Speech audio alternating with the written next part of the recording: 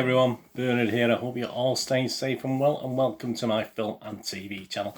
And we're going to have a look at a crime drama miniseries that premiered on HBO today on April the 18th and was showing weekly. We had 7 episodes in total, so we're going to have a look at that today. It's called Mare of Easttown. Please, if you're new to the channel, push that subscribe button, push the bell notifications. There'll be certain little links coming up on screen for Facebook and Twitter, so you can give us a follow on there. I do check and follow back, and also check my Citizen channel as well, which is football based, but there are little signs coming up as I'm doing this. No, today we're looking at the Mare of Easttown. It's some good stars in it. We've got Kate Winslet, of course, in this as Marianne, who plays Marianne Mare Sheehan, a detective sergeant in Easttown. Of course, Julianne Nicholson as Laurie Ross, Mare's closest buddy, best friend. Jean Smart as Helen Fahey, Mare's mother. She does a great job in this.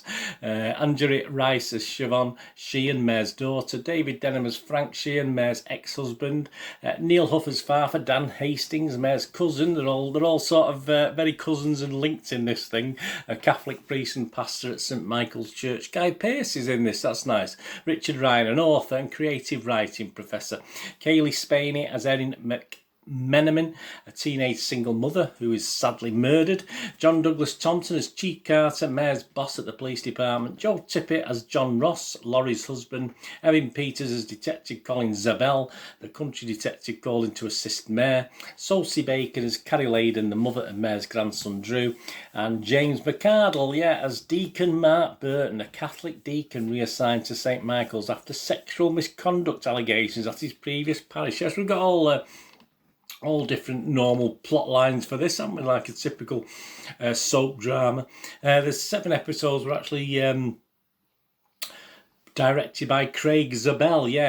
What's it about anyway? We've got all these stars. Well, it's the suburbs of Philadelphia, isn't it? A detective named Mare Sheehan, played by Kate Winslet, as we just said, investigates the recent murder of a teenage mother while trying to keep her own life from falling apart. Not easy. Mare is a local hero, having been the star of a high school basketball championship game 25 years ago. She has also been able to solve the case of another missing young girl for a year, leading many in the community to doubt her detective skills. A bit unfair.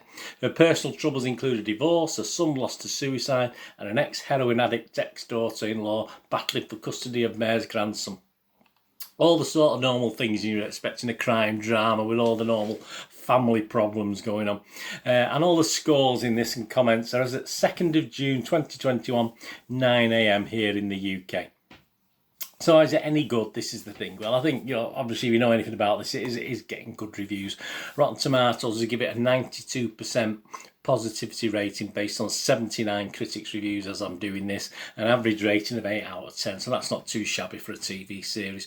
The website's consensus reads, grounded by a career best, Kate Winslet, Mare of Easttown's ambitions at times exceed its reach, but its central mystery is supported by such strong sense of place and character it hardly matters. David Zurwick of the Baltimore Sun, he said, I like almost everything about this hero, from the nuanced and thoroughly engaging performance of Kate Winslet to the sociology of gender, social class, family, small town policing and sports that is richly explored through this troubled character. Lucy Mangan of The Guardian, another one of the critics, as the twists and turns of the case are revealed, it becomes a show greater than the sum of its already considerable parts. There are criticisms, but not too many from the critics, that's for sure. They're pretty much unanimous in liking this series. And the audience doesn't disagree. They gave it a 93% positivity rating on Rotten Tomatoes. Metacritic, the other little critic site we have a quick look at, 82 out of 100 based on 39 critics reviews. And it scores anywhere between 40, so it does get quite low to 100 out of 100. So as you can see, there is a little bit of negativity on Metacritic.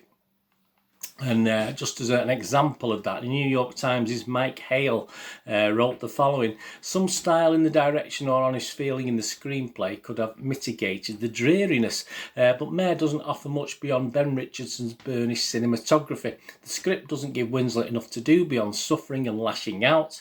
Later episodes may give Winslet more room to operate, but it probably won't make Mare of Easttown any less obvious or colourless. And I think he probably wrote that after an early watch. I mean, obviously it was April the 15th he did that, so perhaps you only watched episode 1, which I don't think was the best, to be honest with you, as it set the things up. But Yeah, it was a criticism. It wasn't alone, but there weren't many like that.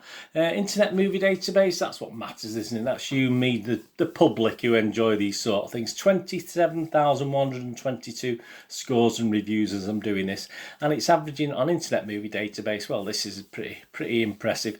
8.6 out of 10. There's not many things get that high, especially when you think about 27,000 reviews as well. I mean, that'll probably multiply at least 10 times over the next few months, but that's a heck of a lot. And that's of that 27,122, there's 26,362 scored it 6 or more. That's 97% of the audience rated it watchable or better. And the episodes themselves, if you look through the 7 episodes, the lowest score for an episode is 8.1 out of 10, and the highest score for an episode is 9.5 out of 10.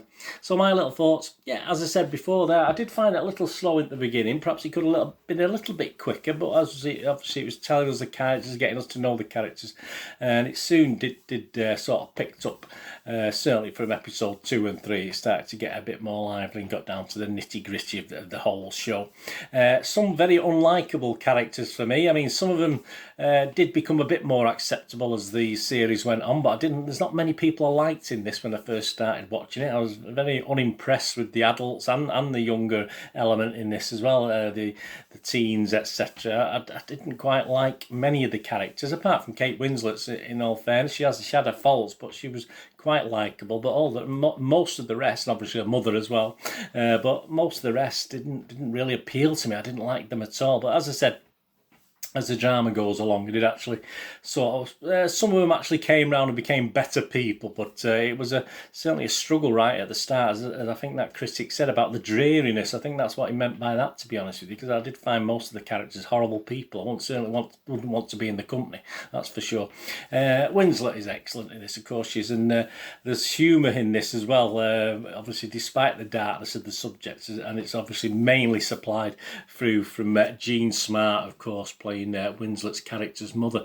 So that was sort of lightened it at times, and there's certain episodes where it was a bit funnier than others, but it was really, I enjoyed that. And in a dark subject, I don't mind a little bit of humour.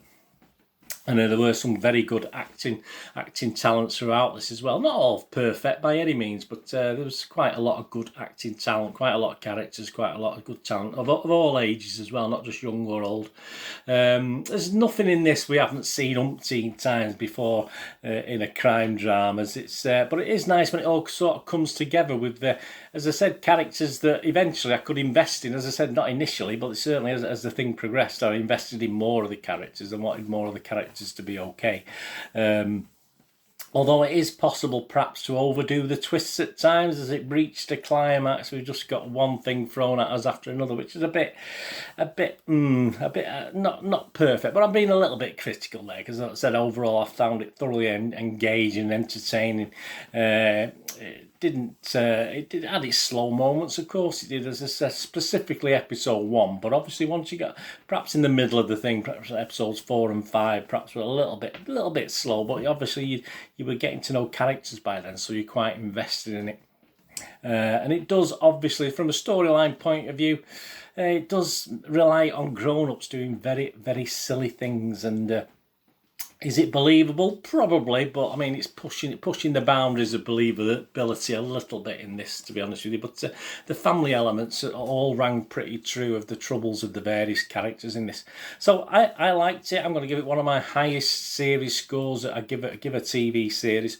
I did enjoy it. As I said, it's not one. Yeah, there are certain faults in it, but it's just good entertainment, and that's what I want in a TV crime drama series of 7 episodes. Yeah, it probably could have been 5 or 6, maybe a bit tighter, a little bit better, but no, I'm not going to quibble over that. I really enjoyed this, and I'm going to give it my little rating. I'm going to give it 8 out of 10, which obviously is a little bit down on the Internet Movie Database, only just though. But if you know my scores, 8 out of 10s are quite high for me. I don't usually give such marks to things, but there you go. If you get to watch this, let me know what you think anyway in your comments. As I said, there is criticism, but not a lot of criticism. But it can't please everyone all the time, can you? But I think on the basis of those reviews, I think most people are really enjoying it and stuff like that. So let me know what you think anyway. Anyway, thanks for watching. How are we going to do the rest of the day? Have a great one. Look after yourselves, look after your friends, look after your families. More importantly, let's all look after each other till we meet here again on the Film and TV channel, or perhaps have a flick across, have a look at my football channel, my Citizen channel.